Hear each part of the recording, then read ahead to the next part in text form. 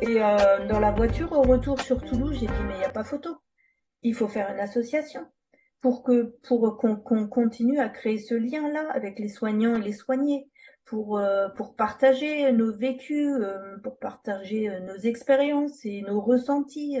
Et c'est comme ça que j'ai créé l'association Hémiplégique. C'est génial.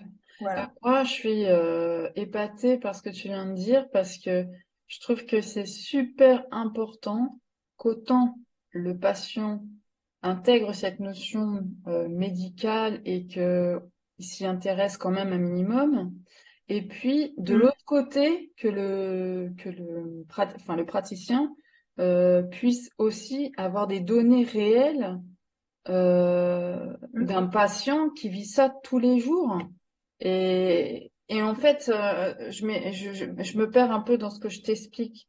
Je trouve que passer justement ce laps de temps en centre de rééducation, ils sont focus sur toi, ils essayent de te faire Mm, récupérer comme ils peuvent, et sortis mm. de ce centre de rééducation, il se passe plus rien, plus personne s'intéresse à toi. Et bien souvent, quand on retourne chez nous, on est un peu paumé, quoi. On ne sait pas par quel bout commencer. Oui, Et là, oui, en ce moment, de ce que je peux lire, tous ceux qui sortent des centres de rééducation sont livrés à eux-mêmes. Et ouais. si t'es pas un peu curieux de tout ce qui se passe en termes d'outils techniques, de nouvelles thérapies, Mm, si t'as pas un peu les moyens qui vont avec, parce qu'il faut pas se leurrer, il y a aussi beaucoup de thérapies qui sont pas données. ouais. Et si tu sais pas où aller chercher l'info, bah du coup, Mm. t'es seul dans On a dans- un gros problème. On n'a pas de. En fait, je crois qu'on n'a pas, comme pour les autres maladies ou les maladies rares, on n'a pas de parcours de soins C'est ça, pour les AVC.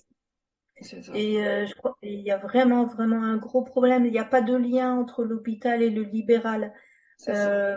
que ce soit même au niveau assistante sociale, au niveau Ouais, suivi ouais, social, il n'y a rien qui est fait. c'est Et lamentable. là, je me pose de plus en plus de questions par rapport à ça. Comment on pourrait organiser un parcours de soins, vraiment, pour une prise en charge, pour savoir qui contacter, comment contacter, C'est quel, ça.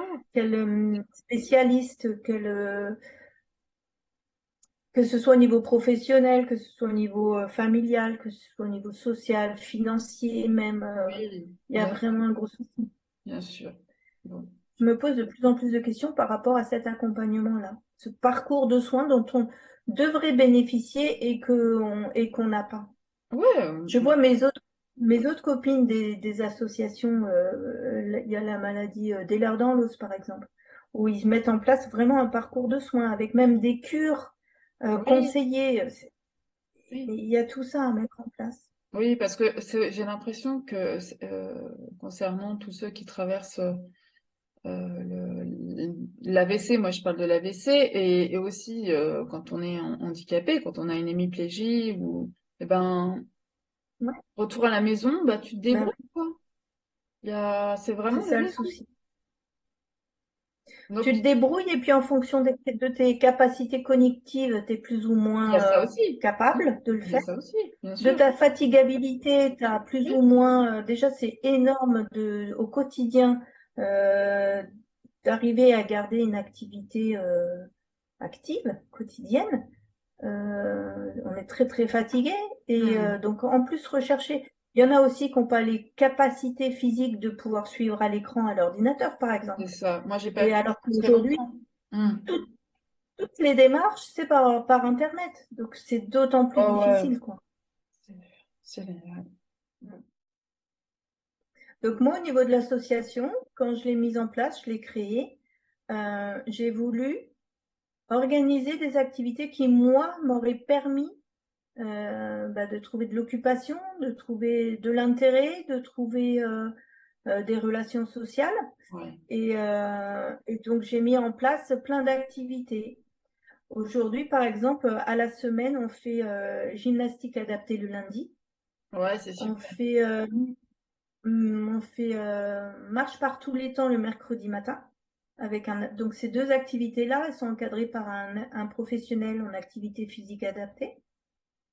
Oui, tu nous expliqueras Le, aussi peut-être après qu'est-ce que c'est l'activité physique adaptée en quelques mots.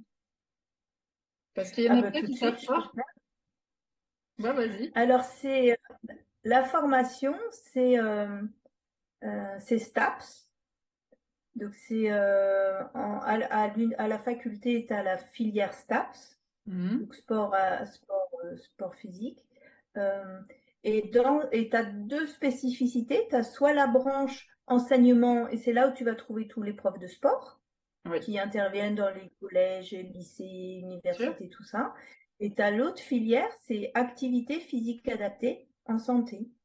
Et Mhm. c'est tous les intervenants, les coachs sportifs qui peuvent intervenir dans les EHPAD, qui peuvent intervenir en libéral, en auto-entreprise, dans les associations, dans les comités sportifs, les ligues sportives, enfin voilà, tous ces professionnels-là, et Mhm. qui sont capables d'adapter une activité à tes capacités physiques. Voilà, ça c'est très important. Mhm. Oui. Et parce que dans l'hémiplégie, en fait, effectivement, il faut travailler le membre hémiplégique, les Mhm. membres hémiplégiques, jambes, bras. Alors, chez un kiné, c'est parfait parce qu'on travaille plus spécifiquement une articulation. Mais au quotidien, dans l'hémiplégie, en fait, c'est tout le corps qui est hémiplégique. C'est pas forcément un bras ou une jambe, c'est tout le reste, mine de rien. Comme moi, c'est toute la moitié de mon buste, par exemple, qu'il Oui, faut oui, oui, c'est sûr. retravailler.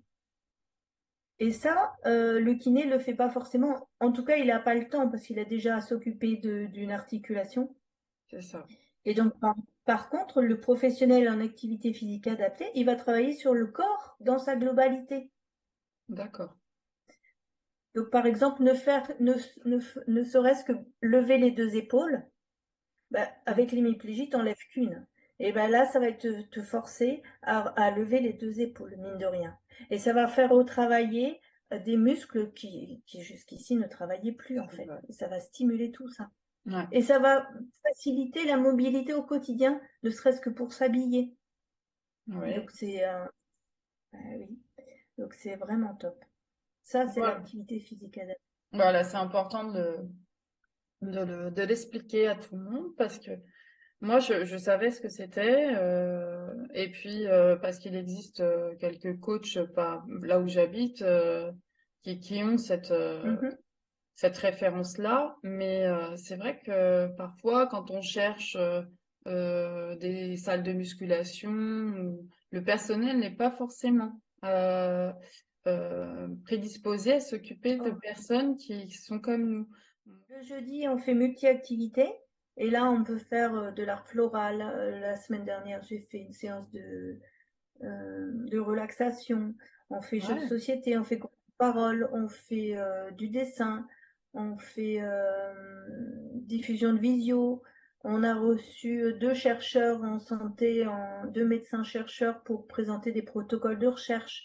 wow, Euh, c'est complet. ouais, ça c'est le jeudi. Ouais, c'est super bien. Sauf que là, je sais pas ce qui se passe, mais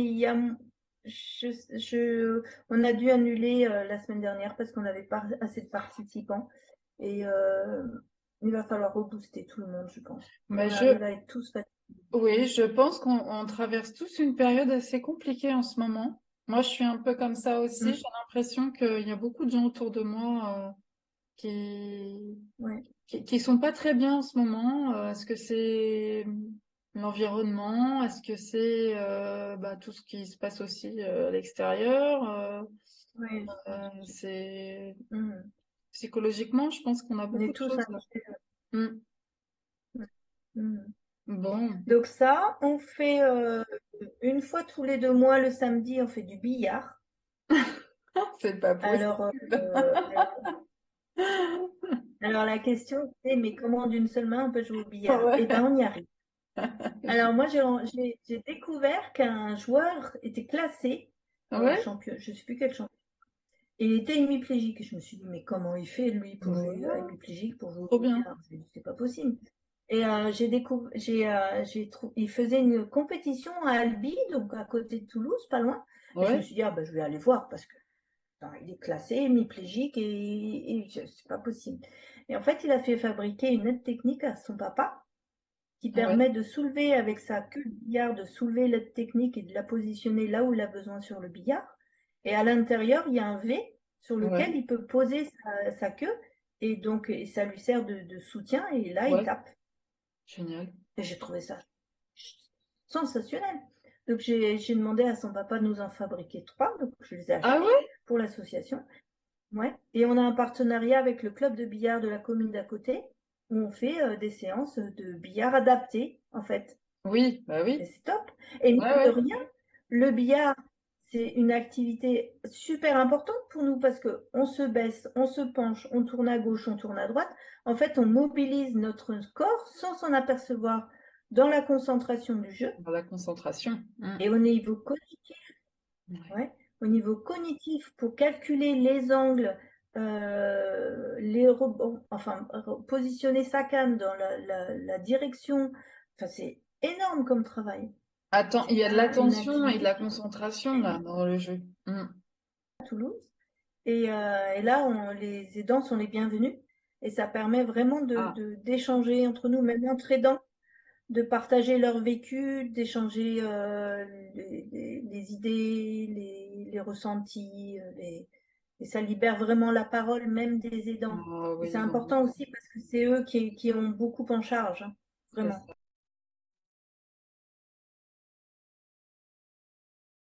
J'organise un défi annuel aussi à mes adhérents. Ah, Et donc là, on a commencé en 2012. On a fait un défi montagne.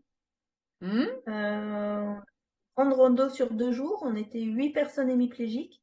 Et quand on fait des défis montagne, on est accompagné. Chaque personne est accompagnée d'un aidant et d'un soignant. d'accord. Ça, c'était en 2012. En 2013, on a fait un défi baby-foot. En 2014, on a fait un défi cirque. En Waouh, 2015, on a fait la pièce de théâtre. Les hémiplégiques ne font pas les choses à moitié.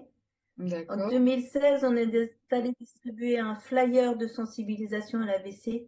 On en a distribué 7500 à une sortie de métro à Toulouse. Waouh. Et comment ça a été En accueilli ça? 2017, on a Comment ça a été accueilli ça? Alors, ça D'ailleurs. a été difficile sur le coup parce que les gens pensaient qu'on réclamait de l'argent. Ah ouais? Parce qu'en fait, c'est mes adhérents qui ont distribué le flyer, donc avec l'hémiplégie. Donc là, on montrait vraiment le handicap au public lambda, quoi. Hmm, Et j'étais très contente, c'est que le flyer, on en a retrouvé que 3 par terre ouais. et quelques-uns dans les poubelles. Donc ça veut dire que tout le reste, les gens l'ont gardé. Hmm, Et vraiment, c'est sur les symptômes de l'AVC et comment faire pour réagir. ouais. Donc voilà. Et ça, je le distribue toujours encore, il m'en reste encore. Et donc je le distribue pour sensibiliser aussi au handicap et à l'hémiplégie. Savoir comment réagir quand les symptômes apparaissent. Bien sûr. Voilà. En 2017, on est reparti en montagne. Et là, on était beaucoup plus nombreux. On est parti, on était 18 personnes hémiplégiques. Ah ouais, Donc carrément. avec chacun un aidant et un soignant. Ouais. En 2020, on a fait le seuil de Neurouze. C'est l'origine du canal du Midi. Ouais. En 2021, on a... alors j'oublie des dates sûrement. En 2021, on a écrit le livret de nos trucs et astuces du quotidien, qu'on distribue gratuitement aux personnes qui en ont besoin. En 2022, on a fait le défi Père et Danse. Et là, on est parti 3 jours ouais, on a vécu entre nous. Bon. C'est-à-dire qu'on s'est retrouvés avec 17 personnes hémiplégiques dans un gîte Hmm, pour apprendre des autres et apprendre aux autres ouais. dans le vécu du quotidien du handicap, vraiment. Et il y a eu des objectifs réalisés, mais auxquels je m'y attendais pas, et c'était magnifique, vraiment. Et puis en 2023, là, au mois de juin, on est reparti en montagne. Et là, c'est pareil, on était 18 personnes hémiplégiques et on a refait une rando sur 2 jours avec aidants et soignants. Et c'était encore une fois extraordinaire. Super, super, super. Quoi te dire de plus? Je trouve ça vraiment. Et je voudrais Bah, parce que, je voudrais juste te en poser fait, une question. Comment tu fais pour ouais, avoir tout ce personnel soignant? C'est sur la base du bénévolat? c'est Comment? sur la base du bénévolat. Ouais. En fait, quand je fais un défi, j'essaye toujours de trouver les subventions avant. Ouais, De savoir si le projet financier est viable ou pas. Je voudrais pas mettre l'association en déficit ou ni en ouais, défaut c'est financier. sûr. Voilà. Je cherche les subventions et après, là par exemple, pour le défi 2023, euh, les soignants n'ont rien payé, c'est Amiplégique qui payait. D'accord. Parce que ils monopolisent 2 jours quand même, un week-end entier Ah sur ouais, leur vie perso. Mine de rien, ils apportent leurs compétences médicales oui, et puis ils participent à l'accompagnement. Et pour eux, c'est vraiment un enrichissement parce que, alors, il y a les professionnels de rééducation, les professeurs de rééduc, oui, il y a les aides-soignants, il y a des infirmières, il y a psychologues, il y a brancardiers, il y a enfin vraiment tous les corps de métier qui nous accompagnent. oui. Et ça leur permet, en fait, au lieu de nous voir pendant une consultation 20 minutes, là, ils voient réellement notre quotidien. Bah, ils sont en immersion, Vraiment. hein. Que ce soit, mais oui, mais que ce soit pour le petit déjeuner, ou que ce soit pour s'habiller, ou pour faire un lacet, ou pour préparer son sac, ou pour sortir d'un. Enfin, c'est vraiment au quotidien. C'est H24, quoi. C'est vie Et ma là, vie, quoi. ça les, oui, tout à fait. Et ça les repositionne par rapport à ce qu'ils voient réellement au quotidien quand ils nous voient pendant une consultation, quoi. Et c'est pour eux, c'est, ça remet du sens déjà à leur investissement professionnel, C'est ça. euh, à leur relation aux patients, mine de rien, Hmm. parce que ils n'ont pas beaucoup de temps à nous accorder, donc ça défile, hein, les patients au quotidien, et ça remet du sens à tout ce qu'ils font, vraiment. C'est Donc vraiment c'est génial. génial. Ouais, vraiment. Mm. Et je pense que ça apporte autant à la personne qui est lésée et à la personne qui soigne, qui accompagne. Et c'est Mm. vraiment un très très beau projet, hein. Je suis Mm. admirative, Sandrine. Mm. Donc Non, mais c'est vraiment tu génial. fais tout ça toute seule? Alors tout seul, non. J'ai la chance d'avoir pas deux salariés, mais d'embaucher 2 personnes en auto-entreprise.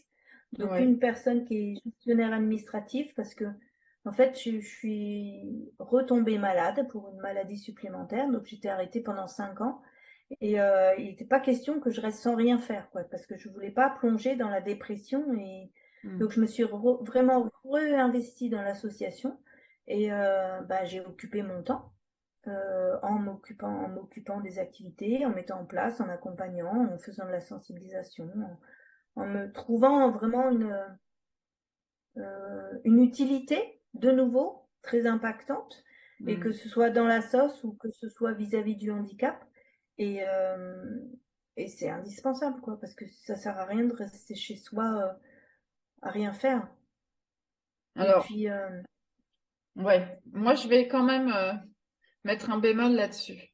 C'est que je crois que dans le processus du patient qui est atteint comme ça du jour au lendemain d'un handicap ou d'une maladie, il y a, il y a d'abord l- l'acceptation, tu vois, de tout ce qui vient d'être chamboulé dans sa vie.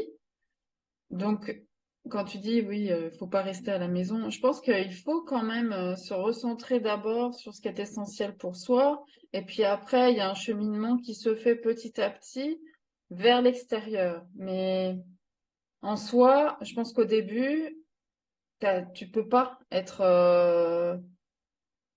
tu peux pas être, comment dire, happé par ce qui se passe dehors. c'est tout un tout à fait. cheminement psychologique qui t'amènera à aller voir. Donc, Mhm. après, il faut trouver des associations aussi comme la tienne, parce que je peux te dire que moi, je suis en région Mhm. parisienne, je cherche. À part les AVC, Mhm. les antennes AVC France, je vois pas grand-chose, hein. Donc, Mhm. je suis d'autant plus admirative que tu l'aies créé, que tu fasses des choses aussi variées et aussi intéressantes, euh, Mhm. et que ça vienne d'un particulier, parce que c'est toi qui a engagé tout ça, tu vois. Et en fin de compte, une fois de plus, c'est pas pour dire, mais la société nous oublie, en fait. Et je suis, je suis un peu en colère contre ça, d'ailleurs. C'est, Mhm. et c'est pas, tu vois, c'est pas parce que j'habite en région parisienne, on pourrait dire, bon, bah, Paris, région parisienne, c'est, il y a plus de trucs à la portée des patients, mais pas du tout, hein. Ça va rien Alors dire. moi, je me rends compte qu'il est plus difficile d'être actif au niveau associatif, parce que maintenant, je suis bien encadrée avec des contacts associatifs dans le champ du handicap, de la maladie et des communes et du conseil départemental, des différents conseils départementaux, du 31, du 65. Je me rends compte qu'il est beaucoup plus difficile d'agir en tant qu'assoce dans des grandes villes Ouais, qu'à la, que dans ouais, la province. ouais, La lourdeur administrative ça. et puis le fait qu'il y ait beaucoup d'associations diverses et variées, c'est beaucoup plus difficile pour un conseil départemental ou une commune d'accompagner diverses assos que d'en Hmm. accompagner une ou deux dans la commune. Ouais, ouais. Donc je me rends compte. Je pense qu'il y a de ça, ouais, effectivement. Et je voulais rebondir par rapport à ce que tu as dit, c'est pas au cheminement de Ouais. l'acceptation du handicap, avec Ok. toutes les épreuves et les périodes qu'on a à traverser dans cette acceptation. C'est vrai qu'en fonction de la zone du cerveau où on est touché, et pour en avoir discuté avec un médecin spécialiste, hein, euh, c'est vrai que certaines zones qui sont touchées sont celles qui sont euh, de la motivation ou de la persévérance. Et chez certains, quand cette zone-là est touchée, même si sur le coup ils ont envie de faire tout seuls, ils n'arrivent plus à stimuler cette capacité-là. Oui, on en Cette, avait cette, discuté la dernière fois, c'est vrai. Tu m'avais dit ça et oui. je le découvre, enfin, je l'ai découvert avec toi, en fait. Mm. Euh, Et pour certains, quand cette atteinte est à ce niveau-là, s'il n'y a pas quelqu'un derrière pour les stimuler, les motiver, pour les pousser, d'eux-mêmes, ils le feront pas. hmm, Ils pourront pas. Parce que c'est cette atteinte-là. Et c'est vrai que là, ça rapproche le fait qu'on peut malheureusement pas aider tout le monde. ouais. Et tout le monde ne pourra pas prendre ce chemin-là, tout Et il seul faut de lui-même. vouloir, oui, il faut le vouloir être aidé aussi. Il Ouais. faut vouloir. Si on n'est pas OK avec Mm. ça, bah, il se passera rien, quoi. Qu'on arrive à stimuler ces personnes-là. Stimulation. Ouais. Parce qu'en fait, euh, quand on marche, par exemple, c'est vrai que nous, pour la rééduque, on est habitué à marcher ben, à l'intérieur, sur un sol lisse, sans personne autour, sans vent, sans soleil, sans bruit, sans oiseaux qui passent, sans voitures qui font du bruit et qui nous dépassent. Donc la rééducation, on l'a fait dans cet environnement-là. C'est vrai ce que tu Et c'est dis, complètement. Hmm. et c'est vrai qu'au quotidien, je sais que nous, on a le vent d'autant qui souffle très fort, souvent à Toulouse. Et donc, il agit sur notre équilibre, Bien sûr. qui pour certains est précaire. Et je sais qu'il y en a qui sortent pas quand il y a le vent d'autant, par exemple. Ouais, ouais, ouais. Parce qu'ils vont avoir des difficultés d'équilibre, et voilà, et ça va les gêner. C'est pareil pour la pluie. Mhm. C'est pareil il y en a une de mes adhérentes qui a des problèmes pour monter et descendre les escaliers. S'il n'y a Mhm. pas d'ascenseur dans l'endroit où elle va, elle annule. Ça a une incidence énorme, mine de rien.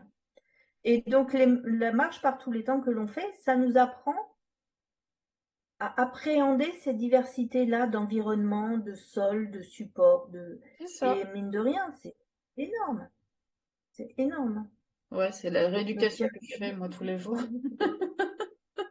Je sais, j'ai plus beaucoup enfin, je suis plus dans un parcours de rééducation, mais je m'impose ce Mm, temps pour moi de marche à l'extérieur. Et c'est vrai que tu as raison.